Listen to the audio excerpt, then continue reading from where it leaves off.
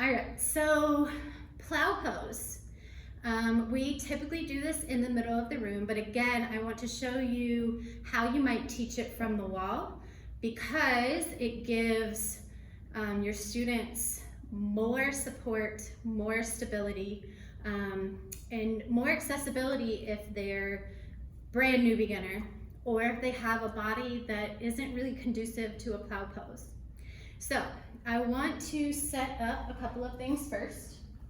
So these blocks might or might not be in the right place. We'll find out when we get there. So you can just have your students, set them up towards the front edge of their mat.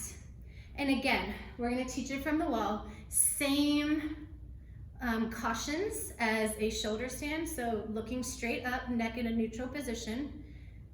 Hands to the low back for support or feet on the wall, which I'll show you in just a second. And absolutely do not practice if there's any issue in the neck. So we'll start again in Viparita Karani and then move from there. So of course, if somebody's like, I don't know about this, I'm not gonna do it, or I don't wanna do it, or it doesn't feel right, whatever the issue is, they have the option to just stay in legs up the wall while other people sort of play around with the pose. So again, we've given them somewhere to be, something to work on, something to relax into while we move forward. Okay, so I'm gonna lay down in front of these blocks. Those are for my feet because I don't think that they're gonna touch the floor today. I'm gonna come into my Viparita Karani, and I have this blanket here. And again, it's just right underneath the curve of my neck. You don't have to have that there, but I think it's very comfortable. I'm gonna wiggle my hips all the way to the wall. And then I'm gonna bend the knees, bring my feet to the wall and press the hips up. So I'm coming back into my shoulder stand at the wall. And then I might just hang out here. If I want to go into a plow pose or Halasana, I'm going to lift my knees to my forehead first.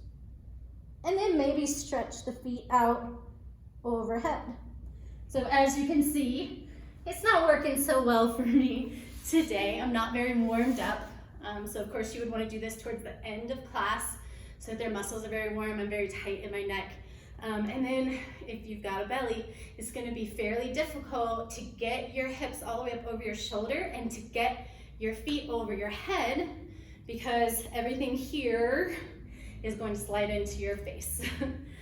So again, just be mindful of your students and their different shapes and sizes, different capabilities, so they can legs up the wall, they can do a little half shoulder stand, they can hang out in that little tuck with knees coming into the forehead, or they can start to extend the feet out overhead. So I have the blocks here in case my feet came that low. My toes could rest on the block if they weren't quite ready for the floor, or some of you, your toes will come right down to the floor over your head. If that's the case, at that point, you can release your arms to the floor and then use your core muscles to keep lifting your torso up so your hips come right over your shoulders, same as in shoulder stand. Keep all of that engagement and then keep extending your legs, lifting the thighs up away from the floor. So you really want to keep length in your torso. It's not a rounded spine. It's a nice straight back. The curve is coming up there in your neck.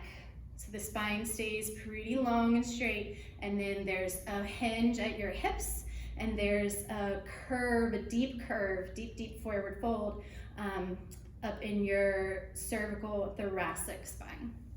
So just be aware, there are options, even if you can't, like me, get into an actual plow pose today. There's ways that you can work with it and ways that you can work with your students to move towards that pose.